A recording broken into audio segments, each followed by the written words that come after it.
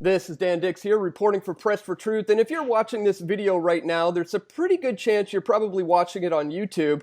However, there's also a good chance you might be watching this elsewhere, because in the age of censorship, and in this time when these major tech companies can just collude together and silence anyone they choose, well, I've been looking to diversify my social media platforms, and I've been looking to more blockchain-based, decentralized platforms, and I'm very happy to announce today that I have found a good one, and that is Pocketnet at pocketnet.app. And joining me on the line today to help us understand this new exciting social media platform is the founder and creator, Daniel Satchkov. Daniel, thank you for joining us here today on Press for Truth. I want to get your views on Pocketnet. Obviously, we'll have you break it down, talk about the infrastructure of the platform, how the system is going to work. But absolutely, before we get into that, maybe you can just start us off by letting us know a little bit about why you felt the need to launch a platform like this in the first place. So maybe we could start there. Why did you decide that at this time and place now that there was a need for a platform like Pocketnet? Yeah, thanks, Dan. Thanks for having me on. I actually didn't decide it now. It was decided probably like 14 months ago. I'm a mathematician, and I'm also a risk manager by training. So most of my career, I worked in finance, and I built risk management software. So I have this mindset of a risk manager, kind of like anything that could go wrong will go wrong. And I could see the trend. I mean, the writing was on the wall. I think 14 months ago, some people still had some doubt about where this is going. But to me, it was unmistakable that it's going to get to the point where some people will tell you what to watch and what not to watch, whether you agree or disagree. You know, and I come from the background, most of my life I lived in the United States, but I was born in Soviet Union, and I actually witnessed communism. I know how that works. I know when they decide this is good for you, this is not good for you. You know, why don't we tell you what to watch, what's truth and what's not? So I was young when I left, but I lived there long enough to actually understand that. And to me, this is eerily similar to something that communists were doing, right? Telling you what's good for you. So I started seeing beginnings of it.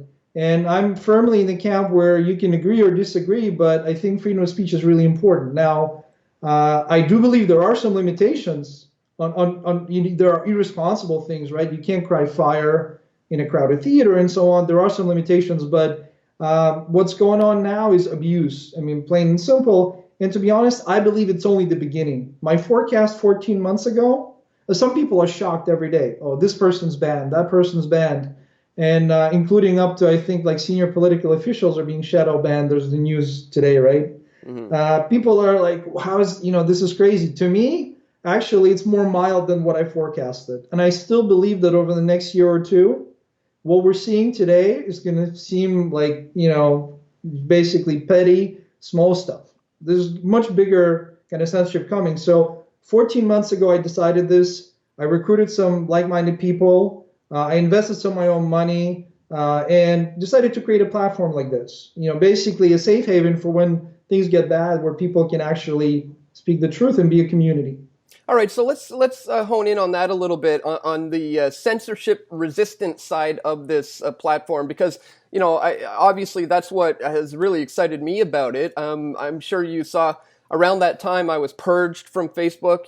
This is over 350,000 followers that just disappeared at the blink of an eye, and I am being heavily shadow banned on YouTube. So I'm very interested in the censorship resistant aspect of Pocketnet. So maybe we can get into a little bit of the tech aspects of how that works. How is it possible that something can never be censored on this platform?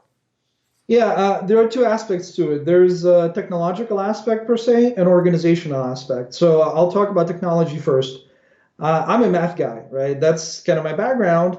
And I got interested in blockchain and cryptocurrency technologies. But believe it or not, I got interested very late in that. So I wasn't like part of the bubble. The whole speculative mania turned me off. I'm one of those people, again, I'm a risk manager. I don't like speculation. It is not my forte. So for many years, I know people who invested early in Bitcoin and who became Bitcoin millionaires and so on. I shied away from that.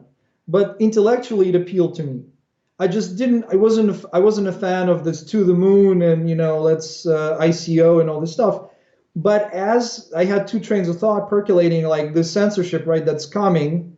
But at the same time, I was reading more and more, and crypto and blockchain. For somebody who likes math, it's like poetic. It's beautiful. I don't remember which German mathematician was it. It wasn't Gauss or Leibniz, but there were many good German mathematicians. And one of them said, he was asked, where's this smart student you have? This guy was really smart. Where'd he go? And he said, oh, he didn't have enough imagination. He went off to do poetry. And so the idea is math can be beautiful. And the whole Bitcoin it's just aesthetically beautiful. But to me, it was beautiful, kind of like a flower. I admired it. And then two things clicked. I realized that, the censorship resistance aspect of it is much more than just money. Okay. And in fact, I believe that the whole blockchain technology has great many uses, and there's a debate on that, right? Whether it's actually useful or it's just a hype thing. So technology of Pocketnet is based on blockchain, and there are different implementations. But if you think about it, what we have here is our philosophy is there's no centralized servers at all. So technologically, you have to understand that. That is very, very important. If there is a centralized server that can be shut down, then the thing cannot be called censorship resistance per se. There could be degrees, right? And you can have people that run the platform, some platform, that are great and they're for freedom. But the point is, if you have a centralized server that can be shut down, you cannot be censorship resistance. And that's what blockchain gives us. You can have a decentralized blockchain where there are equal nodes. So for us, our platform will run as long as there's at least one node in the world running it. Now, I'm not saying it can never be shut down. There are many ways to fight things and to counterfight, but it's far easier to shut down a central server, right? Mm-hmm. So technology is blockchain is equal nodes, and any one node can support the system. So like Dan, I know you're on Pocketnet. If let's say that tomorrow I sold out and went to work for Goldman Sachs, and you could just take this network and run your own node, and you would have everything, all your subscribers, all the content, and there'd probably be more than you. There'd be a number of people. So users are in control, which gets me to the second aspect, organizational. Our system is built like Bitcoin in that it is decentralized. There's no profit, anything, no corporation that runs for profit. And this is very important. There are lots of alternatives to Facebook popping up now, and they're varying degrees of cool. Some of them are very cool. And as far as people, some of them I admire, right? There's Minds, there's, who I admire. I saw the interviews. There's Steemit, there's other ones, Sol, I believe. But the frank point is that not only all of them have centralized servers, but they also have a centralized point of governance, which is corporation. And corporation owns at least some of the intellectual property. So that's what with Pocketnet, my goal was initially to do away with that completely. So no centralized servers, no centralized corporation, just a community of users. And if me, who is one of the founders, we're running the platform, there's a critical mass of people that don't like what we're doing, they can create their own version of it and kind of fork it in blockchain parlance. Yeah. So similar to Bitcoin, what you've unleashed here is something that essentially can't be stopped once the balls are in motion, and once it begins, it essentially can't be stopped, it sounds like, which is pretty exciting to me. Now, if there's no central authority, who would you say is going to be generating the majority of the profits, or who is going to profit, if anyone, off of Pocketnet? Will it be the content creators? Will it be some of the core team who holds up the infrastructure? Who essentially is going to profit most from this? That's a great question. And as you could probably tell from my intro, I'm not a socialist, though I respect for everyone to express their opinions, but I'm against socialism. And I believe that economic motivation is very important. So the way Pocketnet is structured is basically, we believe that it's very fair that anybody who does productive work gets paid. Here's what I mean by that. In the system like Pocketnet, there is a function to run nodes. They kind of replace the servers, and anybody can run a node. you can't run it on an old laptop. It needs to be a modern computer, but it could be a modern laptop. So you run a node, you support the network, and part of the reward goes to you for that. Okay. Our nodes, we don't use proof of work. That's a big debate in the blockchain community about proof of work, proof of stake. That's probably outside of scope of this. We use something called proof of stake. Now, I think proof of work is great for some cryptocurrencies like Bitcoin, but the problem is there's so much hashing power accumulated with Bitcoin that small coin could be taken over by miners in a matter of seconds with their hashing power. So we're using proof of stake. With this proof of stake, you're, as a node, you stake some coins and you run the network and you keep winning coins. So that's your compensation for being the technology backbone of the network. But in addition to that, we created an algorithm where for posting content, you win coins. In other words, every time there's a coin reward issued, you actually, for getting highly rated content, the higher your post, like your post is one of the high, we were in beta test, but your post was like the highest rated, I think, so far. It won some coins. I mean, it probably won 20, 30 Pocketcoin just for that post. Mm-hmm. So whoever contributes, like on Facebook, right? You go on Facebook, Dan, you spend years over there. You probably brought tens of millions of dollars to Facebook. Mm-hmm. Because if, I mean, I don't know, 350,000 subscribers is a lot. Mm-hmm. One subscriber per year, Facebook generates about $22 per year from one subscriber. So you multiply that by the number of years, we can do the math, okay? You did that work for free. You were unpaid volunteer to help Mark make some more money. I'm sure you're very proud of that. But in Pocketnet, if you actually invest the time and you create content, you get compensated for the content. And that's the idea. Now, we run nodes. Our team run nodes, so we have coins. We plan on actually using those coins to promote the network. Like I'll tell you at the end of a video, I will show users how they can sign up and subscribe to you on Pocketnet. So they can, if you shut down on YouTube, they will always see your videos. And actually, we will give away some of those coins.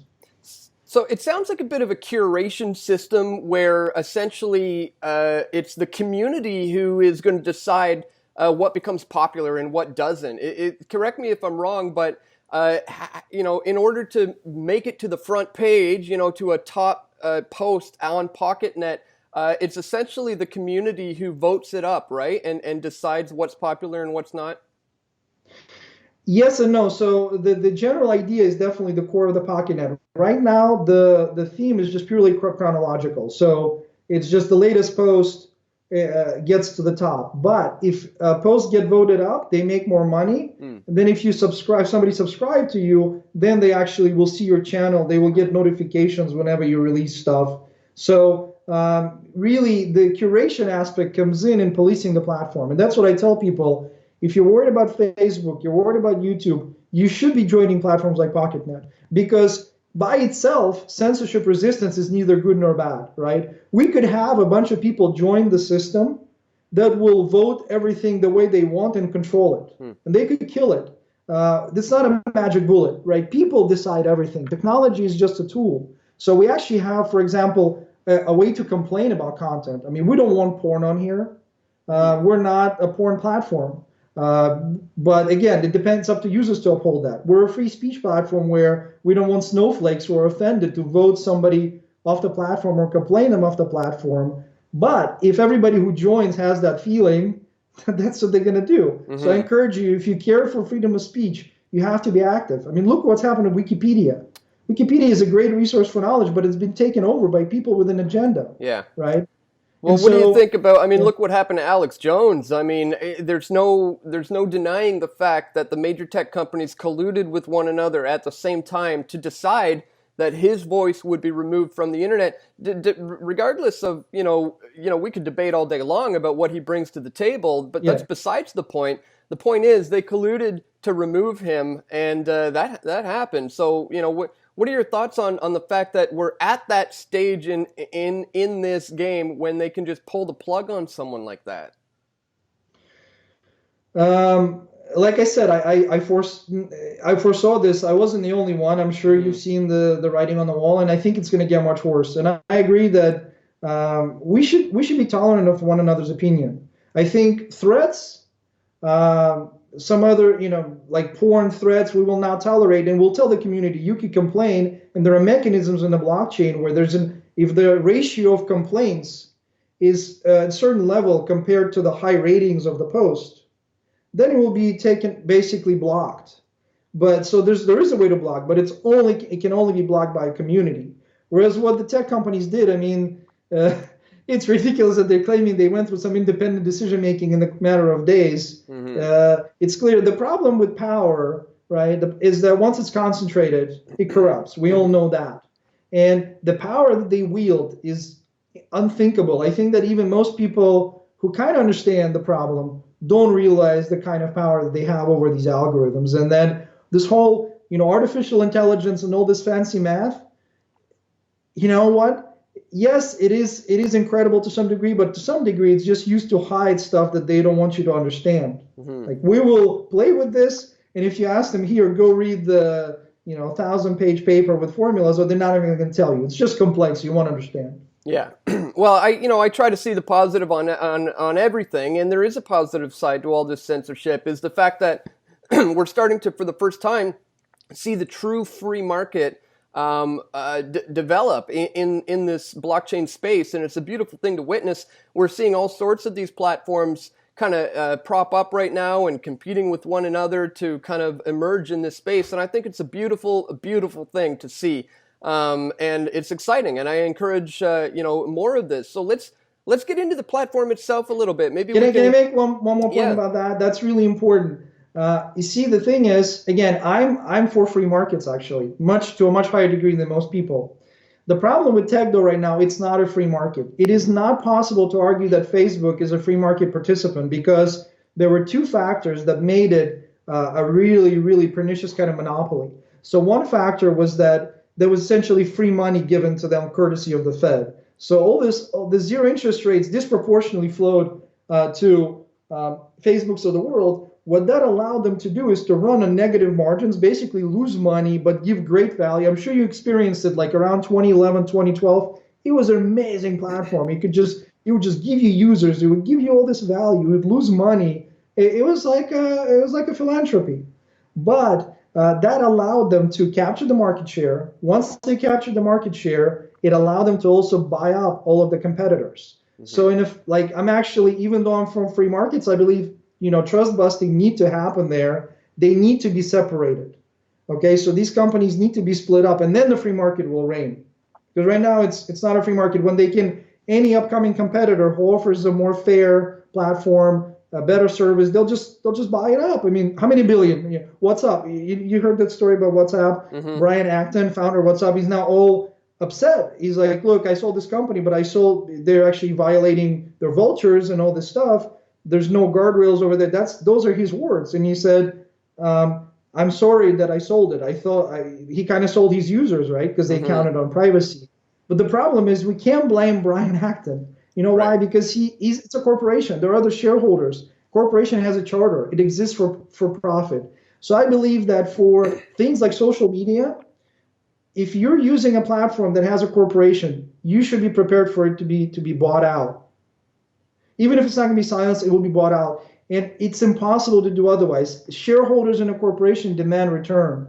They don't demand free speech. That's not the goal of a corporation. Right. So those are a couple of, kind of points that I'm not sort of arguing with you, but I just want to complete the picture about this free market, that they need to be broken up. And you need to realize that that any platform that is a corporation cannot, by definition, withstand the $1 billion checkbook that actually Facebook and Google possess. Yeah. Well, that's why I love your model of decentralization moving forward, because as you said, we've seen it time and time again where these social media network platforms and these tech companies are co-opted and eventually coerced and taken over, and Big Brother kind of envelops them all. And that's why we need to move towards these more decentralized blockchain-based platforms. That cannot be bought. If they're ever bought out, you just fork it and you run your own version. It's actually quite simple. Right. Yeah, that's the beauty of these individual nodes being all over the world. This is going to exist on individual people's computers, and it's basically unstoppable. So Exactly. let's show people a little bit about what it looks like. I've had a profile there for a little bit, and people can actually go there now and sign up and join. You can follow me. I've been posting there. So if you want to show them that, yeah, Yep. let's go ahead and we'll show them how the site works. Yeah. It's really simple. You go to pocketnet.app. I'm going to have that open. So go to pocketnet.app, and here you can sign up for the platform. Couple of important points. There is no email. There's no email password. You can't recover your password. There is a private key. We don't know it. We can never, if you lose it, it's gone. So keep it safe. That's kind of the responsibility that comes with freedom, right? Yeah. You can't depend on the big brother to keep all your private information, and if you forget it, give it to you. So go to pocketnet.app and go to sign up. Mm-hmm. Okay. When you sign up, what's going to happen is you're going to have this choice. You can use the web version, the internet version, or you can download Pocketnet for Windows. I highly recommend you download Pocketnet for Windows. I will explain to you why. Website, domain is the point of centralization. Pocketnet.app, it's with like GoDaddy, I believe, and you know what happens in these situations. All of a sudden, you could get a Dear John letter tomorrow saying, you know what, we're not going to resolve your DNS address, go somewhere else, and you're running around the world like a chicken with your head cut off trying to find. So the website has a small point of centralization. If you use the download Pocketnet for Windows, then actually it's on your computer. It's more secure, but also it means that even if the website is shut down, like that after this horrible New Zealand shooting, like this insanity, I believe Zero Hedge was blocked in New Zealand. I believe Dissenter, which is an excellent project by Gab, right? That was blocked. People couldn't comment on stories. I mean, absurd. That's because it runs through the web. If you download the desktop application, it cannot be blocked like that. The website can be blocked, but then it cannot be. So I recommend it. But you can also skip and just use the website, okay? So if you download Pocketnet for Windows, you will actually download this executable, and then you can go through kind of the steps of installing it on your computer. The steps are very similar, whether for web or a desktop version. Yeah. So it has like 8 seconds left to download it. I'll show you how this works. Yeah. Okay. Yeah. I as you said, I think it's really important for people to understand the individual responsibilities that come behind any kind of blockchain-based thing that you're getting involved with. You have to have control over your private keys. So when you do join Pocketnet, folks, make sure you write down your 12-word key phrase pass and store that somewhere securely. I suggest on a piece of paper, maybe twice. Store it in separate locations, and that's a good thing to do. Okay, so what comes next? So basically, there's a file downloaded to your browser. It's an executable file that will take you through the installation. Now, once you go through the steps, you will generate a key, a private key, store it. Yep. Once you log on, there's a chat. There's going to be a chat on the right. I can actually pull up a version that I have that's installed already, so just to save you a little bit of time. It's going to look like this. It's going to be an icon here. Here are different posts here. We're getting great new users here. On the right, there's a chat, so you can discuss stuff with users. Hello world. The chat is also peer-to-peer. These messages are not stored anywhere. They go between peers, and different people store different messages, so there's never any one place where your messages are stored. It's amazing technology. It's kind of hard to build this way, but we put in the work. So you can use the chat. You can post right here. But when you sign on, you should go to top posts, and you'll see Dan's post here. Right here. That's his first post. I'm following Dan, but there'll be like a little follow button. So click follow. For everybody who follows Dan, I'll give it, let's say, a week, Dan, or something, right? For the video to percolate. Everybody who follows Dan, we'll send 5 Pocketcoin to, just as a gift, okay? Awesome. what that's going to do, 5Pocketcoin, that there's like a trial period on the platform where if you just join, there's some limits to how much you can post. So we don't have bots joining and stuff. Right. You have to work your way up. But people who join and follow Dan, you'll get 5Pocketcoin. You'll be immediately full privilege member. So you'll have the 5Pocketcoin and you'll have virtually unlimited posts and comments and all this stuff. Okay. Yeah. Awesome. Yeah. But if you join, if you don't see something here, that something doesn't make sense, send the chat message. If you have problems with installation, please email support@pocketnet.app. Support@pocketnet.app. We'll have volunteers that will be online, responding and helping you if there's any issues that you experience.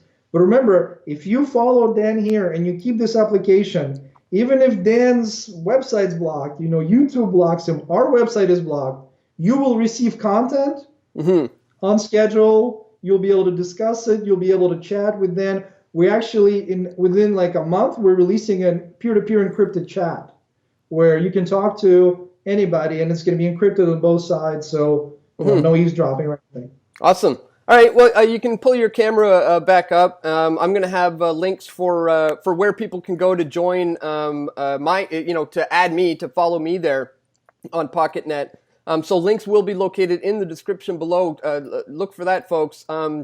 So Daniel, I guess any final thoughts on where you see all this moving forward in the coming days, months, even years? I mean, as you said, I do think we're at a bit of a fork in the road. We're at a time right now that I think history is going to look back at this time and they're going to say, what side of freedom were you on, and we're at that important point now where it could go a number of ways. So how do you see this moving forward, and what are your hopes for the future?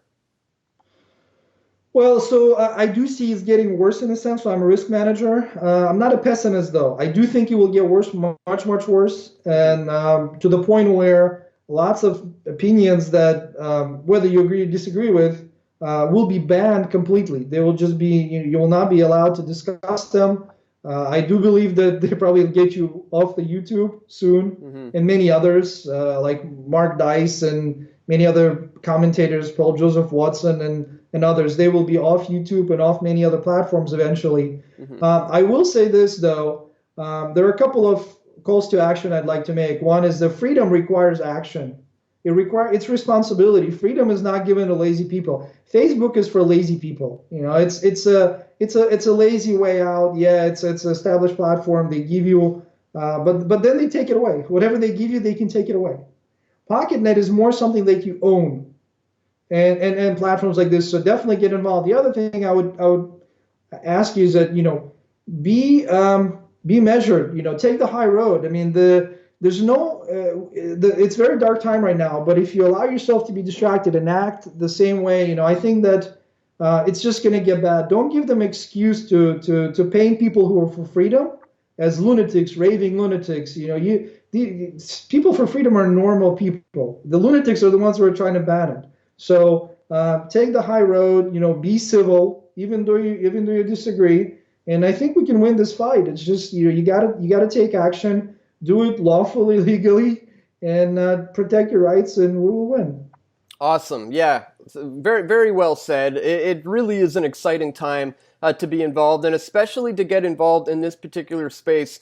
We're at its infancy here. Blockchain tech is still pretty new, so it's really exciting to see where this is all going to go in the near future. So once again, Daniel, really excited about the new platform, Pocketnet. Pocketnet.app is the website. Be sure to check it out, everyone. Links are located in the description below. Once again, man, thank you so much for talking to us today. Thank you, Dan. Great to talk to you. Thank you, everyone. We all want truth.